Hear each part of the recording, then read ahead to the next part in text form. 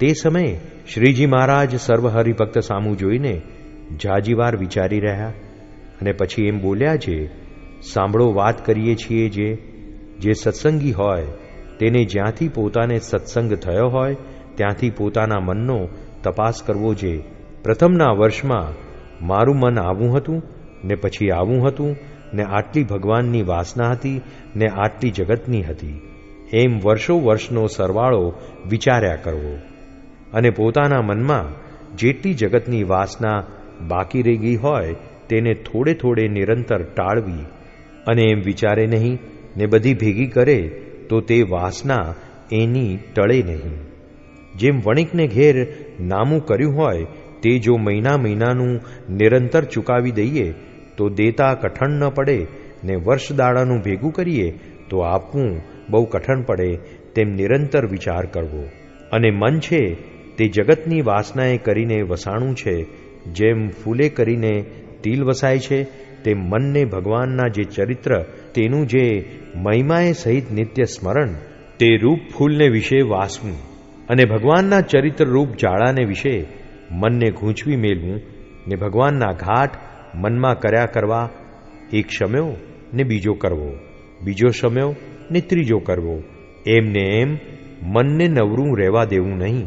એમ કહીને પછી ભૂતનું દ્રષ્ટાંત વિસ્તારીને કહી દેખાડ્યું ને પછી શ્રીજી મહારાજ બોલ્યા છે, એવી રીતે ભગવાનના જે ચરિત્ર તથા વાર્તા તથા દર્શન તે એક દિવસના જો સંભાળવા માંડે તો તેનો પાર ના આવે. તો સત્સંગ થયા તો 10-15 વર્ષ થયા હોય તે એનો તો પાર જ ના આવે. અને તે એવી રીતે સંભાળવા જે આ ગામમાં આવી રીતે મહારાજ તથા પરમહંસની સભા થઈ અને આવી રીતે મહારાજની પૂજા થઈ ને આવી રીતે વાર્તા થઈ ઇત્યાદિક જે ભગવાનના ચરિત્ર તેને વારંવાર સંભાળવા. અને જે જાજુ ન સમજતો હોય તેને તો એમ કરવું એ જ શ્રેષ્ઠ ઉપાય છે, એ જેવો બીજો નથી. ત્યારે તમે કહેશો, જે અન્ન થોડું ખાઈએ તથા ઘણા ઉપવાસ કરીએ તો તે અમે કહેતા નથી. એ તો જેમ જેના નિયમ કયા છે તે પ્રમાણે સાધારણપણે રહેવું અને કરવાનું, તો આ અમે તમને કહ્યું તે છે.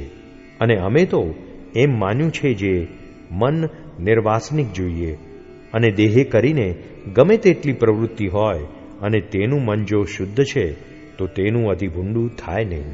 અને બાહેર લોકમાં તો તે પ્રવૃત્તિવાળાનું ભૂંડા જેવું જણાય. અને જેને મનમાં વાસના હોય ને તે બહાર સારી પેઠે નિવૃત્ત પરાયણ વર્તતો હોય તો તેનું બહાર લોકમાં તો સારું જણાય, પણ તેના જીવનું અતિ ભૂંડું થાય. કેમ જે મુવા ટાણે તો જેવા મનમાં સંકલ્પ હોય તેવા સ્ફુરી આવે. જેમ ભરતજીને અંતકાળમાં મૃગનું બાળક સ્ફુરી આવ્યું ત્યારે તે મૃગને આકારે થઈ ગયા અને પ્રથમ રાજ્ય મેળ્યું તું ને ઋષભદેવ ભગવાન તો પોતાના બાપ હતા તો પણ એમ થયું. માટે મને કરીને નિર્વાસનિક રહેવું એ અમારો મત છે. અને જે ઉપવાસ કરવા તેણે કરીને દેહ દુર્બળ થાય ત્યારે મન દુર્બળ થાય તો ખરું, પણ જ્યારે દેહ પુષ્ટ થાય ત્યારે વળી મન પુષ્ટ થાય. માટે દેહે કરીને ત્યાગ ને મને કરીને ત્યાગ એ બે ભેળા જોઈએ.